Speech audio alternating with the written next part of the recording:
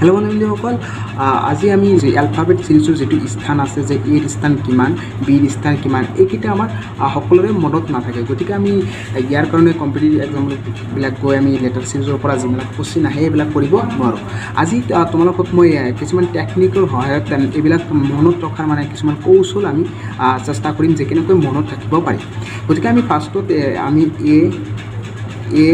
B C D এইকেইটা আমি জানো যে A B C D একে হ'ল চাৰিটা A1 B2 C3 আৰু D4 গতিকে আকৌ আমি এইফালে 24 25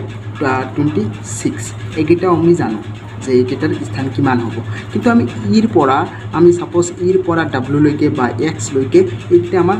সহজতে মনত ৰাখিব নোৱাৰো গতিকে আজি আমি কিছুমান টেকনিক দিব চেষ্টা কৰিম না যদিও এই ইমান টেকনিক ইউজ কৰি তোমালোকে মনত ৰাখিব পাৰিবা গতিকে আজিৰ টেকনিকটো হৈছে আমাৰ ডি আমি জানো যে D4 গতিকে ডিৰ পিছত কি আহে E4 আমি কি মনত ৰাখিম ইভিনিং কেতিয়াৰ পৰা আৰম্ভ হয় 5 বজাৰ পৰা আৰম্ভ হয় গতিকে ইৰ নাম্বাৰ কিমান 5 ইভিনিং কেতিয়াৰ পৰা আৰম্ভ হয় 5 বজাৰ পৰা গতিকে ইৰ নাম্বাৰটো কিমান ইৰ স্থানটো কিমান 5 ইয়াৰ পিছত আহিলে কিমান F for কিমান 6 F for কি ফিক্স এপতে আমি কি এটা ওয়ার্ড লিখিব পাৰো ইংৰাজীত ফিক্স আৰু ফিক্সৰ লগত আমি 6 মিলাই দিয়াৰ পিছত F ৰ স্থানটো কিমান আহিব 6 আহিব গতিকে F ৰ স্থান কিমান হ'ল 6 F মানে F for ফিক্স F ৰ স্থান 6 ইয়াৰ পিছত আহিলে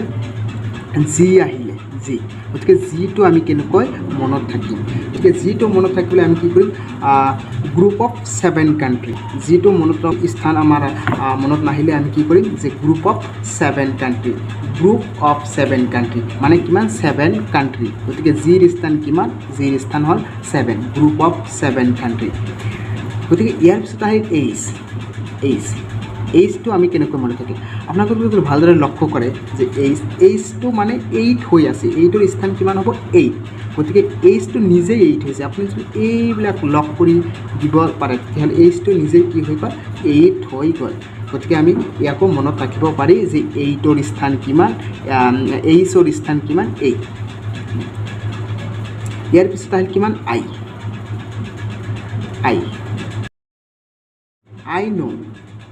I know বুলি এটা কথা আছে I know মানে I know আমি আগত কৈ দিব পাৰোঁ যে I know কিবা এটা কাৰণত I know বুলি আমি মনত ৰাখিম আজিতো I ৰ স্থান আমাৰ মনত নাহিলে আমি কি কৰিম I know বুলি আমাৰ মনত পেলাম যে I know তেতিয়াহ'লে কিমান আহিব 9 I know 9 আমি মনত ৰাখিম এতিয়া আহিলে আমাৰ J ৰ স্থান কিমান 10 গতিকে ইয়াক আমি কেনেকৈ মনত ৰাখিম আপোনালোকে ভালদৰে লক্ষ্য কৰিলে J2 হ'ল এটা হকিৰ নিচিনা এই J2 হ'ল এটা হকিৰ নিচিনা দেখাত সেম এটা হকি গতিকে হকিৰ লগত এটা বল থাকিবই সাপোজ হকিৰ লগততো হকি খেলিলে বল লাগিবই গতিকে হকিটো হ'ল 1 আৰু বলটো হ'ল 0 গতিকে J ৰ স্থান কিমান হ'ল 10 হ'ল ইয়াৰ পিছত আহিল K আপোনালোকে যদি K চাই তেতিয়াহ'লে K ৰ স্থান কিমান হ'ব 11 অৰ্থাৎ 11 K for কি কিং গতিকে কিং আমাৰ ভাৰতবৰ্ষ তথা আমাৰ দেশত ৰজা বহুত আছিল এটা নাছিল গতিকে এটাৰ পিছত এটা ৰজা আছিল গতিকে কি হ'ব এটাৰ পিছত এটা মানে ডাবল 1 এটাৰ পিছত এটা লিখিলোঁ এটাৰ পিছত আৰু এটা গতিকে ইয়াৰ K এটাৰ পিছত এটা ৰজা আছিল K for কিং গতিকে এটাৰ পিছত এটা ৰজা আছিল গতিকে K ৰ স্থান কিমান হৈ গ'ল K ৰ স্থান হৈ গ'ল 11 অৰ্থাৎ L তে কি সকলোৰে মনত পৰিব L টো হ'ল লাভ যাৰে হৈছে তাৰে কি বাজিছে 12 বাজিছে পিছত সি সাকসেস হ'ব পৰা নাই তাৰ কি হৈছে 12 বাজি গৈছে গতিকে L টো আমি কেনেকৈ মনত থাকিম যে L মানে লাভ আৰু লাভ কৰিলে পিছত 12 বাজি যায় গতিকে 12 বাজিলে আমি L ৰ স্থান কিমান পালো 12 পালো লাভ হ'লেতো তাৰ পিছত কি হ'ব গান এটা গাব আৰু গানটো কিমান গানটো কি আছে মে তেৰা हो गया আৰু স্থান কিমান হ'ব 13 ইয়াৰ পিছত আছে N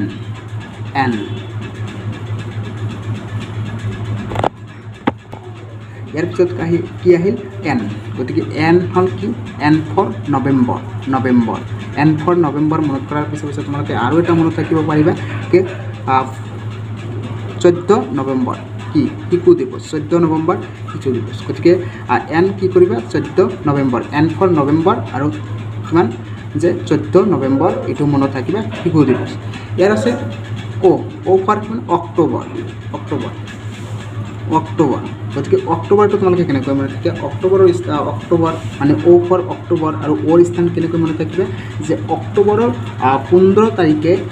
আবুল কালাম আজাদৰ জন্ম হৈছিল 15 অক্টোবৰ APJ আবুল কালামৰ জন্ম হৈছিল গতিকে ইয়াৰ দ্বাৰা অ ফৰ অক্টোবৰ আৰু অক্টোবৰ 15 আবুল কালাম আজাদৰ জন্ম হৈছিল গতিকে অৰ স্থান কিমান 15 ইয়াৰ পিছত কি হ'ল পি ফৰ প্ৰেম पी फॉर्म की आसिल पी फॉर आसिल प्रेम गति प्रेम 16 साल का लड़का 17 साल का क्वीन के साथ प्रेम किया था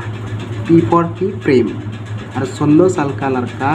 माने 16 বছৰ বয়সৰ ল'ৰা প্ৰেম কৰিছিল আৰু প্ৰেম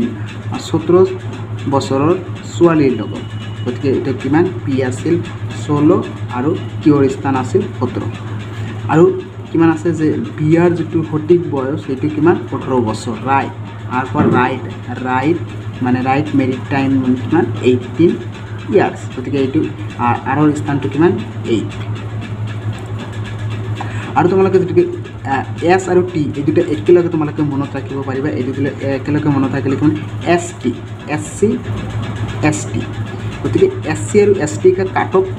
19 और 20 মানে 19 আৰু 20 এই দুটাহে পাৰ্থক্য হ'ব পাৰে এসসি আৰু এসটিৰ কাট অফ কিমান যাব পাৰে 19 পৰা 20 এসটি 20 আৰু এসসি 19 অলপ হে পাৰ্থক্য হ'ব পাৰে গতিকে এস 19 আৰু টি 20 এসসি এসটি এইটো এসসি এসটি মনত ৰাখি তোমালোকে এছৰ স্থান 19 কৰি দিবা আৰু 20ৰ স্থান কিমান কৰিব পাৰিবা 30ৰ স্থান কিমান কৰিব পাৰিবা 20 কৰিব পাৰিবা ইয়া আৰু এটা মনত ৰখাৰ সুযোগ আছে যে টি ফৰ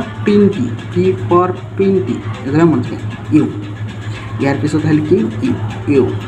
ইউ কি যে ইউ মানে কি তুমি মানে 2 আৰু ইউ মানে 1 গতিকে 21 আৰু ভি মানে কি দুটা আঙ্গুলি আমি দুটা আঙ্গুলি যেতিয়া আমি এনেকৈ দেখাও তেতিয়াহ'লে কি হ'লে বি হ'ল দুটা আঙ্গুলি যেতিয়া আমি এনেকৈ দেখাও তেতিয়া বি তেতিয়া এইটো কি যে দুবাৰকৈ আমি আঙ্গুলি দেখুৱালে কিমান হ'ব 22 বি ফৰ 2 আৰু ডাব্লু ৱাৰ্ক মানে কিমান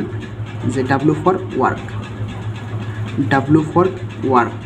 গতিকে আমি 24 ঘণ্টাৰ ভিতৰত 1 ঘণ্টা ৰেষ্ট ল'ব লাগে আৰু 23 ঘণ্টা ৱাৰ্ক কৰাটো উত্তম ৱাৰ্ক ডাব্লু ফৰ ৱাৰ্ক আৰু 23 ঘণ্টাটো ৱাৰ্ক কৰাটো আমাৰ উত্তম গতিকে এক্স ৱাই জেড এইটো লাষ্টৰ তিনিটা এইটো আমি মনত ৰাখিব পাৰিম যে জেড 26 আৰু ৱাই 25 আৰু জেড আৰু প্ৰথম কেইটা আমাৰ মনত থাকে A1